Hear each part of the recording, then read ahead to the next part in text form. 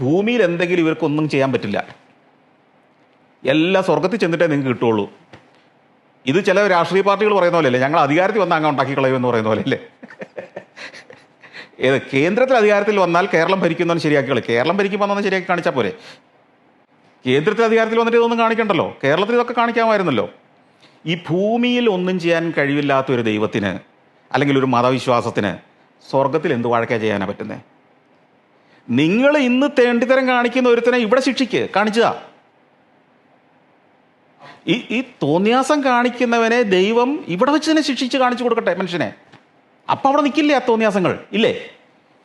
ഞാൻ ചോദിക്കട്ടെ, ഇവിടെ അധാർമിക പ്രവൃത്തി ചെയ്യുന്ന ഒരുവനെ ആദ്യത്തെ ആളെ തന്നെ ദൈവം ഇവിടെ വെച്ച് അങ്ങ് ശിക്ഷിച്ചാൽ ഈ ഭൂമിയിലെ അധാർമിക പ്രവൃത്തി തന്നെ അങ്ങ് നിൽക്കില്ലേ? ഇത്രയും പേരെ അധാർമിക പ്രവൃത്തി ചെയ്യിക്കുകയും ഇത്രയും പേരെ ദ്രോഹിക്കുകയും ചെയ്തിട്ട് പിന്നെ സ്വർഗത്തിൽ പോയിട്ട് ചെയ്യും എന്ന് വെച്ചുകൊണ്ടിരിക്കേണ്ട കാര്യമൊന്നുമില്ലല്ലോ.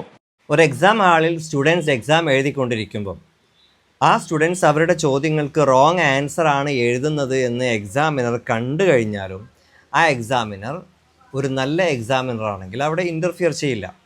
അങ്ങനെ ഇൻ്റർഫിയർ ചെയ്യുന്ന എക്സാമിനർ ചെയ്യുന്നത് അൺജസ്റ്റിസ് ആണ്. അതായത് അവർക്ക് സ്റ്റുഡൻസിന് ഫ്രീഡം ഓഫ് ചോയ്സ് നൽകേണ്ടതുണ്ട്. അതുപോലെ തന്നെ എക്സാം ഫിനിഷ് ചെയ്യാനുള്ള സമയം നൽകേണ്ടതുണ്ട്. അതിൻ്റെ ഉള്ളിൽ എക്സാമിനർ ഇൻ്റർഫിയർ ചെയ്യുകയാണെങ്കിൽ അതൊരു അൺഫെയർ എക്സാമിനറാണ്.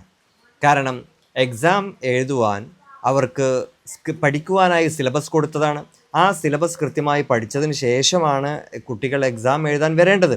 ഇനി അവിടെ നിന്ന് എക്സാം ഹാളിലിരുന്ന് അവർ റോങ് ആൻസർ എഴുതിയാലും അവർക്കത് തിരുത്തുവാനുള്ള സമയം എക്സാം ഹാളിൽ എക്സാമിനർ കൊടുക്കേണ്ടതുണ്ട്. ആ എക്സാമിൻ്റെ സമയം കഴിഞ്ഞാലാണ് പിന്നീട് ഇവാലുവേഷൻ ചെയ്ത് അവരുടെ റിസൾട്ട് പുറത്തേക്ക് വിടുന്നത്. ഇതുപോലെയാണ് ജീവിതവും ഒരു ടെസ്റ്റാണ്. ആ ടെസ്റ്റ് നടന്നുകൊണ്ടിരിക്കുമ്പോൾ ആ ടെസ്റ്റിൻ്റെ ഇടയിൽ ഇൻ്റർഫിയർ ചെയ്യുന്നതിനെ കുറിച്ചാണ് താങ്കൾ ഇപ്പോൾ പറഞ്ഞത്. അല്ലാഹു സുബ്ഹാനഹു വ തആല പറഞ്ഞിട്ടുണ്ട്, ഇന്നാ ഹദൈനാഹു സബീല ഇമ്മാ ഷാക്കിറൻ വ ഇമ്മാ കഫൂറ. നാം അവന് വഴി കാണിച്ചിരിക്കുന്നു. അവന് ഒന്നുകിൽ നന്ദിയുള്ളവനാകാം അല്ലെങ്കിൽ നന്ദി കെട്ടവനാകാം. അതുകൊണ്ട് ആദ്യം നാം ചെയ്യേണ്ട കടമ ആദ്യം ചെയ്യുക, എന്നിട്ട് നമുക്ക് ദൈവത്തിൻ്റെ നീതിയെക്കുറിച്ച് സംസാരിക്കാം.